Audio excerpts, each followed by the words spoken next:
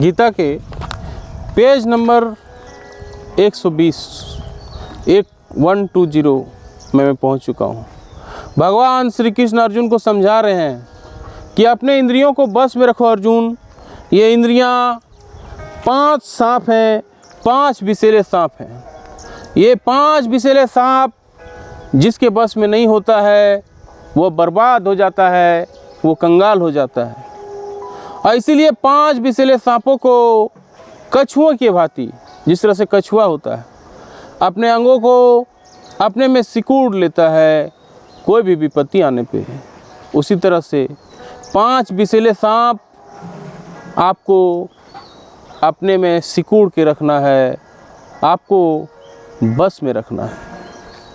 अगले श्लोक में क्या बोलते हैं भगवान श्री कृष्ण, ये समझने की कोशिश करते हैं।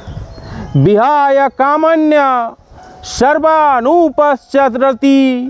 निष्प्रियः निर्ममो निरंकार स शांति मदि गच्छति। यानी जिस व्यक्ति ने इंद्रिय तृप्ति को समस्त इच्छाओं का परित्याग कर दिया है, जो इच्छाओं से रहित रहता है, जिसने सारी ममता त्याग दी है तथा अहंकार से रहित है, वही वास्तविक शांति को प्राप्त कर सकता है। इसका मतलब क्या हुआ? जो व्यक्ति इंद्रिय तृप्ति के लिए कुछ भी इच्छा नहीं करना, निष्प्रिय का मतलब होता है कुछ भी इच्छा मत करो।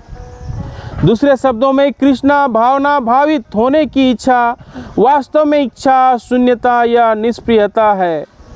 इस शरीर को मिथ्या ही आत्मा माने बिना संसार किसी वस्तु में कल्पित स्वामित्व रखे बिना श्री कृष्ण के नित्य दास के रूप में अपना यथार्थ स्थिति को जान लेना कृष्ण भावना अमृत की सिद्धि अवस्था है। जो इस सिद्ध अवस्था में स्थित है वह जानता है कि श्री कृष्ण की प्रत्येक वस्तु के स्वामी हैं। यानी हर चीज़ का स्वामी कौन है? हर चीज़ का स्वामी है भगवान श्री कृष्ण। और अपना सारा कर्म भगवान श्री कृष्ण के रूप में जो करते हैं वही शांति को प्राप्त होते हैं।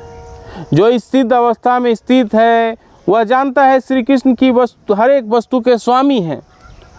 अतः प्रत्येक वस्तु का उपयोग उनकी तुष्टि के लिए किया जाना चाहिए।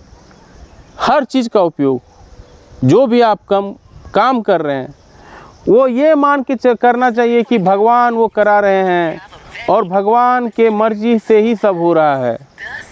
कहा भी जाता है कि भगवान के मर्जी के बिना कोई पत्ता भी नहीं हिलता, तो वही भगवान श्री कृष्ण के मर्जी के बिना कुछ भी नहीं हो रहा है। और हर एक चीज़ का स्वामी जो है भगवान खुद हैं, भगवान श्री कृष्ण खुद हैं। अर्जुन आत्मतुष्टि के लिए युद्ध नहीं करना चाहता था, किंतु जब वह पूर्ण रूप से कृष्ण भावना भावित हो गया तो उसने युद्ध किया, क्योंकि कृष्ण चाहते थे क्योंकि वो युद्ध करे। तो भगवान का इच्छा था कि वो युद्ध करे और भगवान की इच्छा के लिए ही अर्जुन ने युद्ध किया। यहाँ पे एक बात आती है कि अर्जुन बार बार बोलते हैं कि मैं नहीं मारूंगा, मैं नहीं मारूंगा, मैं नहीं मारूंगा। ये मेरे चाचा हैं, ये मेरे मामा हैं, ये मेरे काका हैं, बहुत सारे बात वो बोलते हैं। फिर श्री कृष्ण बोलते हैं कि मैं इन्हें ऑलरेडी मार चुका हूँ और इसलिए तुम तो एक निमित्त मात्र हो। तो भगवान श्री कृष्ण यही बताना चाह रहे हैं कि भगवान की जो इच्छा है वो इच्छा से ही सब कुछ होता है। उसकी इच्छा, भगवान की इच्छा थी कि वो युद्ध करे, इसलिए अर्जुन ने युद्ध किया। उसे अपने लिए युद्ध करने के लिए कोई इच्छा नहीं थी, किंतु वो अर्जुन कृष्ण के लिए शक्ति भर लड़ा। वास्तविक इच्छा शून्यता कृष्ण तुष्टि के लिए इच्छा है, वह इच्छाओं को नष्ट करने का कोई कृत्रिम प्रयास नहीं है। मतलब भगवान श्री कृष्ण की इच्छा है तो वो इच्छा है, उसको नष्ट करने का कोई उपाय नहीं है। जीव कभी भी इच्छा शून्य या इंद्रिय शून्य नहीं हो सकता। कोई भी जीव है वो इच्छा शून्य या इंद्रिय शून्य नहीं हो सकता, किंतु उसे अपनी इच्छाओं की गुणवत्ता बदलनी होती है। इच्छाओं की गुणवत्ता उसको बदलनी होती है। भौतिक दृष्टि में इच्छा शून्य व्यक्ति जानता है कि प्रत्येक वस्तु कृष्ण की है, प्रत्येक वस्तु कृष्ण की है, अतः वह किसी वस्तु पर अपना स्वामित्व घोषित नहीं करता। इसलिए कोई अगर घोषित कर रहा है कि ये हम किए हैं, ये हम किए हैं, उससे बड़ा मूर्ख कोई नहीं है, क्योंकि भगवान श्री कृष्ण ही सब कुछ कर रहे हैं और वही सबके स्वामी हैं। यह दिव्य ज्ञान आत्म साक्षात्कार पर आधारित है, अर्थात इस ज्ञान पर प्रत्येक जीव कृष्ण का अंश स्वरूप है और जीव की शाश्वत स्थिति कभी ना तो कृष्ण के तुल्य होती है, ना उनसे बढ़कर होती है।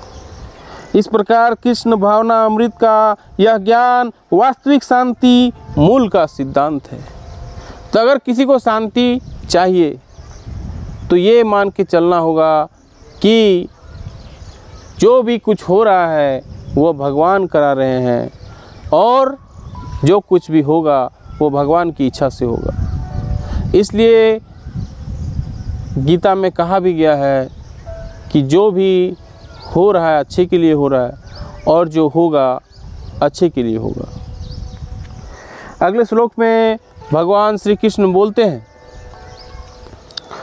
ऐसा ब्राह्मी स्थिति पार्थ नेना प्राप्य विहुमयति स्थिति त्वा संता कालेपि ब्रह्मा निर्वाण मिर्छति। यानी यह आध्यात्मिक तथा ईश्वरीय जीवन का पथ है। आध्यात्मिक और जीवन ईश्वरीय जीवन का यही रास्ता है, यही पथ है जिसे प्राप्त करके मनुष्य मोहित नहीं होता। और ये जो प्राप्त कर लेता है, भगवान बोलते हैं कि इससे मोहित नहीं होता। यदि कोई जीवन के अंतिम समय में भी इस तरह स्थिति हो तो वह भगवत धाम में प्रवेश कर सकता है। जीवन के जब अंतिम स्थिति आती है, यानी जब मरने को आदमी आता है, तब भी अगर इस स्थिति में अगर वो रहे तब भी उसका कल्याण हो सकता है। और वह स्थिति क्या है? वह स्थिति है भगवान की शरण में जाना। जो भी कर्म हो भगवान के लिए करना, जो भी हो रहा है भगवान के लिए करना, उसकी इच्छा के लिए करना, उसके लिए करना। यही गीता का सार है, यही जीवन का सार है। उम्मीद है वीडियो अच्छी लगी, लाइक एंड शेयर जरूर करें। जय हिंद, वंदे मातरम।